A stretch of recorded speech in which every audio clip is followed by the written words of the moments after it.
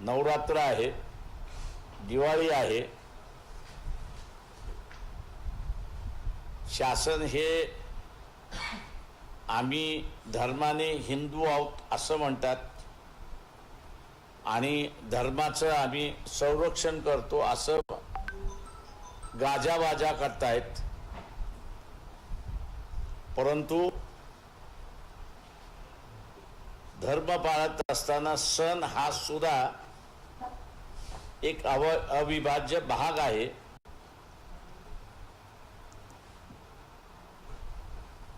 तेव्हा ते सण गोड होण्याच्या ऐवजी हे आता कडू व्हायला लागलेत अशी परिस्थिती आहे.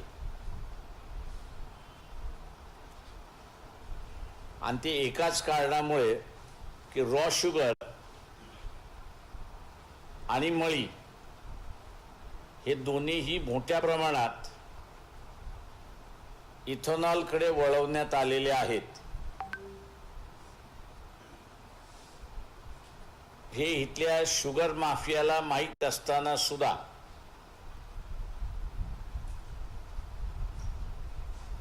ही शुगर माफिया शांततेने बसले. कारण का त्यांच्या लक्षात आलं की एवढ्या मोठ्या प्रमाणात रॉ शुगर आणि इथेनॉल काढण्यासाठी गेलं तर भारताला लागणारी साखर ह्याच्यामध्ये शॉर्टफॉल होणार आहे. महाराष्ट्र हा 30% साखर देशाची प्रोड्यूस करतो. तेव्हा ह्या शुगर माफियाने एकदम साखरेचे भाव वाढवले आणि ते अजून वाढवतील अशी परिस्थिती आहे.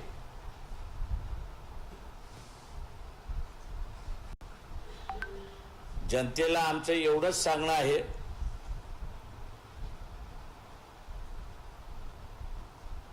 ही परिस्थिती नियंत्रणाखाली आणायची असेल तर सत्तेमध्ये बसलेले जे पक्ष आहेत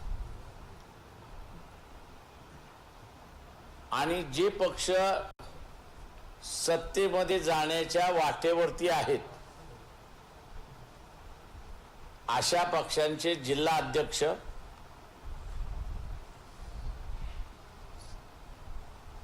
पंचायत समितीचे सदस्य, जिल्हा परिषदेचे सदस्य, नगरपालिकेमधले निवडून आलेले सदस्य, आमदार खासदार यांच्या घरासमोर धरणं धरल्याशिवाय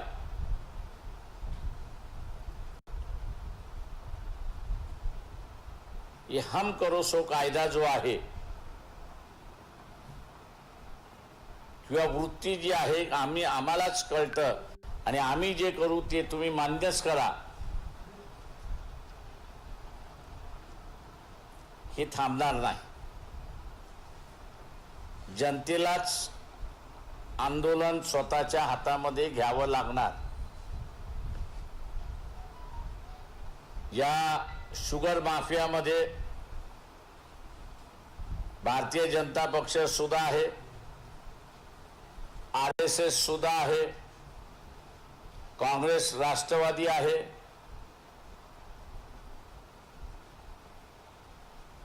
या शुगर माफियामध्ये कोणी नाही तर वंचित बहुजन आघाडी नाही. आणि म्हणून रोखठोक भूमिका आम्ही त्या ठिकाणी घेऊ शकतो. हे आंदोलन आणि साखरेचा भाव हा पुन्हा कमी करायचा असेल तर जनतेने हे आंदोलन आपल्या हातामध्ये घेतलं पाहिजे आणि जनतेनेच उतरलं पाहिजे. तरच साखरेतली गोडवा कायम राहील. नाही तर कडूपणा आपल्या सगळ्यांनाच टेस्ट करावं लागेल अशी परिस्थिती आहे. आपण आता विचारा.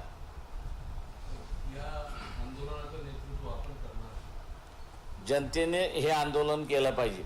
आम्ही असं त्यांच्याबरोबर राहणार. जनतेने सुरुवात केलं की आम्ही त्यांच्याबरोबर राहणार. बघा हे व्यापक आंदोलन आहे. पंचायत समिती सदस्य आहे, जिल्हा परिषद सदस्य आहे, नगरपालिकेचा सदस्य आहे, महानगरपालिकेचा सदस्य आहे, आमदार आहे, खासदार आहे, या सगळ्यांच्या घरासमोर तुम्हाला निदर्शनं केल्याशिवाय आत्ता गत्यंतर नाही. हे डिक्टेटरचं सरकार आहे आणि डिक्टेटर हा एकाच गोष्टीला घाबरतो. मी नेहमी म्हणतो, तो कुठल्या राजकीय पक्षाला घाबरत नाही, तो कुठल्या नेत्याला घाबरत नाही, पण तो मास ज्याला जनता आपण म्हणतो त्यालाच डिक्टेटर घाबरतो. हे आपल्याला जंतर मंतरच्या आंदोलनावरनं लक्षात आलं असेल.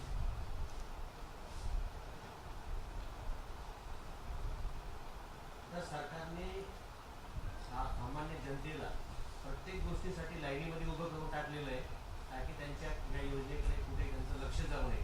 आज प्रत्येक गोष्टीला केवायसी करा, राशन कार्ड असेल, गॅस असेल, लाडकी बहीण असेल, अर्ध तिकीट असेल, याची विभागणी केलेली असताना आता सर्वसामान्य जनता मग परत या गोष्टीकडे कसं लक्ष देईल?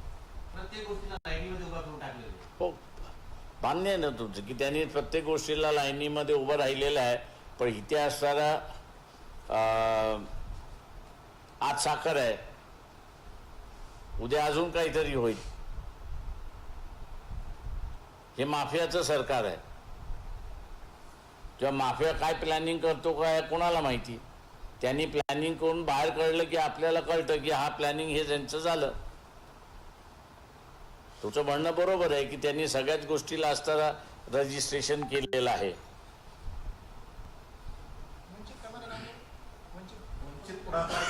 आम्ही असताना घेणारच आहोत म्हणतो, म्हटलं आम्ही जाहीर केले त्याच्यामध्ये. E20 लॉन्च करताना त्यांनी सांगितलं होतं की पेट्रोलचे भाव हे कमी होतील, मात्र इकडे बघितलं तर साखरेचंही निर्यात वाढली, त्याचे भाव वाढवले आणि पेट्रोलचे भाव जसे तसे आहेत. दोन्ही पण पिळून होती नागरिकांची. नागरिक उतरला तर भाव कमी होतील. नागरिक जोपर्यंत उतरत नाही तोपर्यंत भाव कमी होणार नाही. काही आंदोलनं राजकीय पक्षांनी केले की त्याच्यातला असणारा परिणाम होतो. पण मी जसं म्हणालो त्यावेळी डेमोक्रेसी असली पाहिजे. इथं डेमोक्रेसी संपलेली आहे, हुकुमशाही सुरुवात झालेली आहे. आणि हुकुमशाही कोणाला घाबरतो तर जनतेला घाबरतो. जंतर मंतरवरनं दिसलेलं आहे. लोकांनी उतरावं, यांच्या घरासमोर निदर्शनं करावी, तिरंगा घेऊन यांच्या घरासमोर तिरंगा घेऊन यांच्या घरासमोर निदर्शनं करावी. आणि जनतेने ही हिंमत दाखवलीच पाहिजे. तरुण वर्ग निदर्शनासाठी पुढे आला, पोलीस प्रशासनाच्या माध्यमातून जाहीर वक्तव्य केलं जातं की तुम्ही जर निदर्शन करत असाल तर तुमचं कॅरेक्टर खराब होऊन जाईल, भविष्यात तुम्हाला काही मिळणार नाही. दिल्लीमध्ये असताना मी तिथे म्हणालो होतो, पोलीस असं सांगायला लागला की त्याला ठोकायला सुरुवात करा. शेवटी असणारं जे आहेत मालक ही जनता आहे. आणि मालक ही जनता असल्यामुळे कायदा आणि सुव्यवस्था करण्याची जबाबदारी ही जनतेची आहे, पोलिसाची नाही. तेव्हा जनतेने कायदा सुव्यवस्था लागू करण्याचं हातात घेतलं, हा त्याचा नैसर्गिक अधिकाराचा त्यांनी वापर केलेला आहे. त्यांनी कुठल्याही कायद्याचं उल्लंघन होत नाही. सत्ताधारी बसलेला जो आहे, पोलीस हा जो आहे, हा जनतेचा नोकर आहे. तेव्हा जनता कायदा हातामध्ये घेते त्यावेळेस ते राज्य स्वतःच्या ताब्यामध्ये घेते, अशी परिस्थिती आहे. सध्या SIR प्रक्रियेचा तेव्हा पक्षाची भूमिका तुम्हाला किती काढणार हे मी आकडे दिले होते, बरोबर आहे. आता किती इन्क्लूड केले जातील तोही आकडा देतो. 40 ते 45 लाख मतदार हा इन्क्लूड केला जाणार आहे.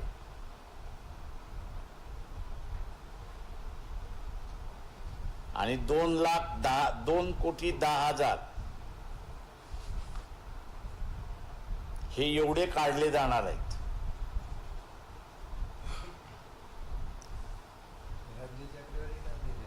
हे राज्याची आकडेवारी देतो, महाराष्ट्राची. तुम्हाला तेलंगणा पाहिजे ते तेलंगणाही देतो.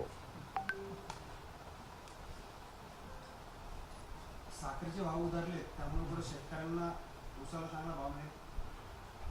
अजिबात नाही. भाव फिक्स झालाय.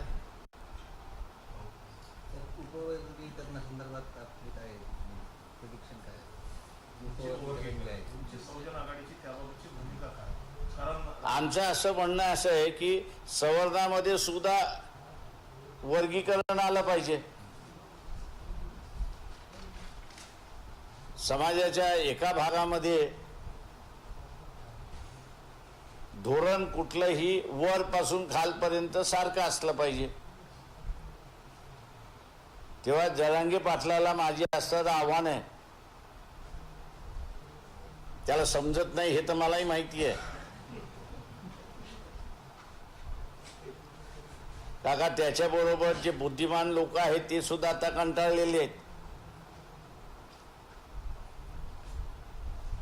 मराठ्यांना आरक्षण पाहिजे असेल ते त्याला म्हणा 50% वर्गीकरणाचा लढा सुरुवात कर.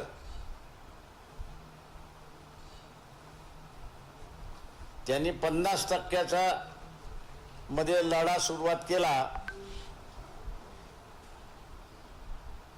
तो जेवढं मागतोय त्याच्यापेक्षा जास्ती त्याला मिळेल.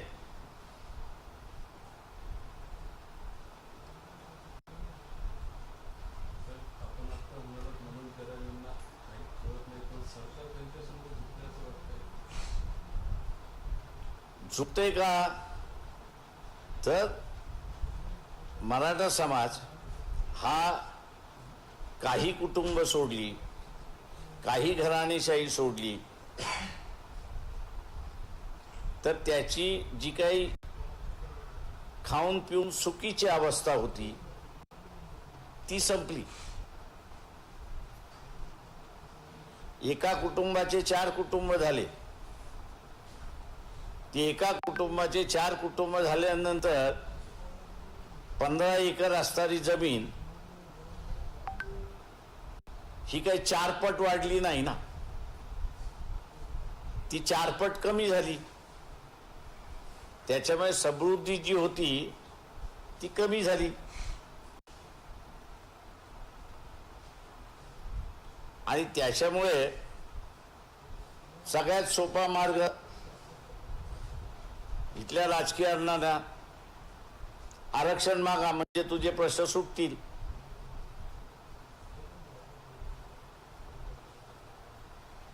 हा वर्गीकरणाचा लढा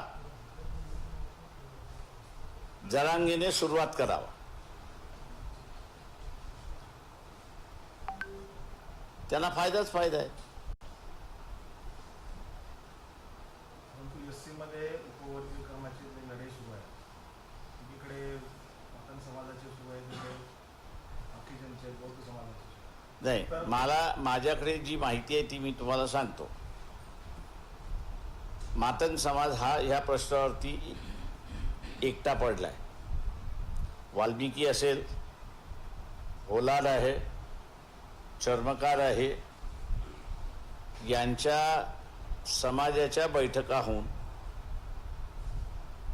आमचा वर्गीकरणाला विरोध आहे ही त्यांची भूमिका आहे.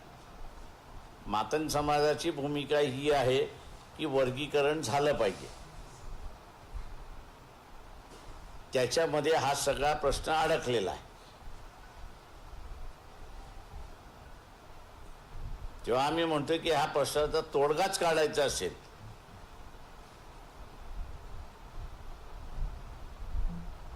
तर आरक्षण हे 50% आहे. उरलेलं 50% जनरल आहे. त्या जनरल मध्ये सुद्धा हा वर्गीकरणाच्या माध्यमातून न्याय मिळतो. म्हणजे जरांगे दोन्ही बाजूने तबले वाजवायला मोकळा झाला. ओबीसीच्या बाजूने सुद्धा आणि जनरल ह्याच्यामध्ये सुद्धा.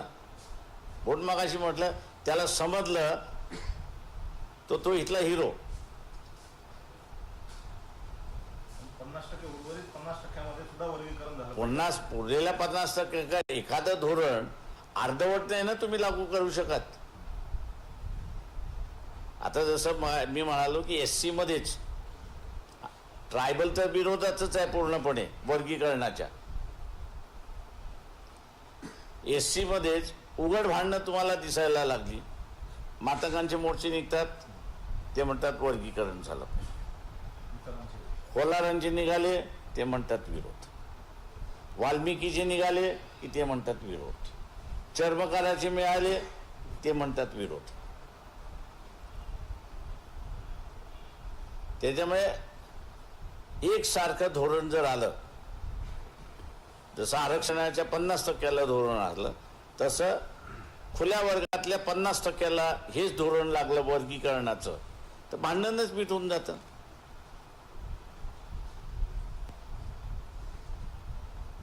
उपवर्गीकरणाचा मुद्दा पुढे करण्याचा शासनाचा काय हेतू आहे? म्हणजे समाजामध्ये भांडण लावणे किंवा जी मोठ आहे ती म्हणजे आपल्याला असं दिसतंय की SC मध्ये भांडणं काही लागली नाहीत, फक्त मातंग समाज वेगळा पडला आपल्याला दिसतोय. उरलेला जो SC आहे तो म्हणतोय वर्गीकरणाला आमचा विरोध आहे. मी ही आत्ताची आलेली भूमिका आहे. आता या विभाजन पडलेल्या मार्गातून बाहेर पडायचं असेल तर तुम्हाला धोरण सरसकट पाहिजे की बा आम्ही असं नुसतं हित केलेलं नाही, तर 100% जो आहे, 50% जे ओपन आहे, त्या 50%ला सुद्धा आम्ही असताना वर्गीकरणामध्ये डिवाइड केलेला आहे. त्याच्यामुळे कोणाचाच विरोध राहणार नाही. हा मुद्दा सामाजिक पेक्षा राजकीय केलं जास्त आहे वाटतं आपल्याला. तो सामाजिक आहे आणि राजकीय आहे, दोन्ही आहे. राजकारण समोर ठेवून त्यांनी हा मुद्दा पुढे आणलेला भावत नाही. मी म्हणालो राजकीय सुद्धा आहे आणि तो सामाजिक पण आहे.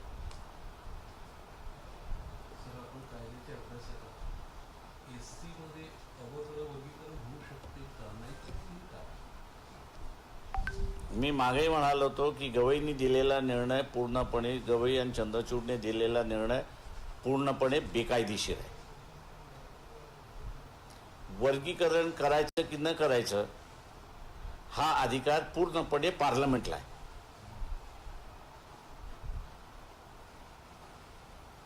पण सुप्रीम कोर्ट आहे, निर्णय दिला, मान्य करा.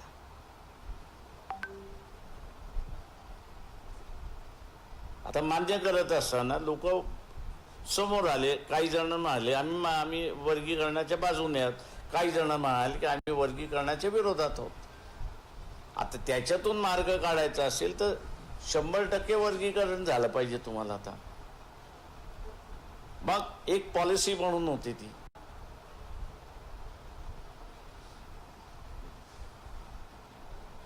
काय म्हणतात जी बदल समिती जी नेमलेली, बदल समिती जी आहे त्या उपवर्गीकरण अनंत बदल, तर ती समिती बेकायदेशीर आहे असं म्हणतात. अख्खं निर्णय मी ज्यावेळेस म्हणतोय बेकायदेशीर आहे, तेव्हा हे फांद्या कुठं घे विचारायला लागलाय तुम्ही. नाही राज्याने जी झाडच बेकायदेशीर म्हटल्यानंतर फांदी सुद्धा बेकायदेशीरच झाली ना. सर, 2 दिवसापूर्वी आपण एक स्टेटमेंट केलं होतं की बाबा जर धनुष्यबाण गोठवल्या जाईल तर याचा फायदा सर्व भाजपला होईल. बरोबर आहे. उद्धव म्हणाले का की फायदा होणार नाही BJPला म्हणून? एकनाथ शिंदे असं म्हणाले का की गोठवलं तर फायदा BJPला होणार नाही म्हणून? वस्तुस्थिती आहे, त्यांना फायदा होणारच आहे. तो भगदड मागणारच आहे. म्हणजे शिंदेना पर्याय भाजपच राहणार आहे का? दोघांनाही भाजप पर्याय आहे.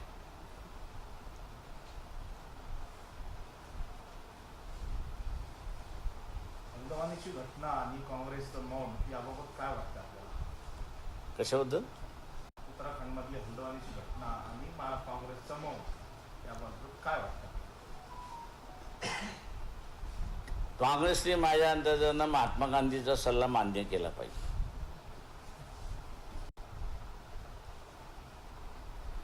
कारण त्यांना स्वतःला राष्ट्रीय पक्ष म्हणतात, पण राष्ट्रीय पक्ष म्हटल्यानंतर भूमिका ही गोड असते आणि कडवी असते, पण भूमिका या घ्याव्या लागतात. आता जर तुम्हाला भूमिका घेण्याची ताकदच राहिली नसेल तर माझं म्हणणं आहे महात्मा गांधी जिंदाबाद. त्यांच्या राष्ट्रीय अध्यक्षाचा एवढा अपमान होत असताना त्यांचा कोणताही नेता रस्त्यावर उतरलेला नाही. नवीन नाही, बाबू जगजीवनरामचा सुद्धा अपमान माझ्या अंदाजानं जनता पार्टी असताना झाला होता. संपूर्णानंदच्या पुतळ्याचं त्यांनी असं पटनामध्ये उद्घाटन केलं आणि ते झाल्यानंतर त्या संपूर्णानंद पुतळ्याचं जे आहे ना ते त्याचा दुधाने अभिषेक करण्यात आला होता. त्याच्यामुळे इथले राजकीय पक्ष जे आहेत हे इथे म्हणेन की हा जो सगळा आरक्षित वर्ग आहे त्याला हा धडा आहे की तुझी काय किंमत आहे तेवढी बघ तू.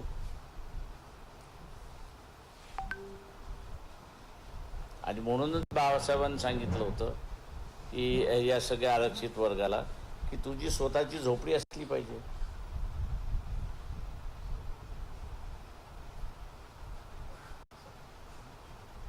थँक्यू. सर, राज्य कार्यकारिणीमध्ये काय निर्णय झालेत का आज का फक्त बैठक? नाही आज फक्त बैठक झाली.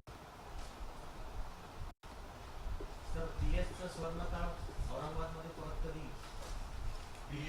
Yes. 2-4 महिने थांबा.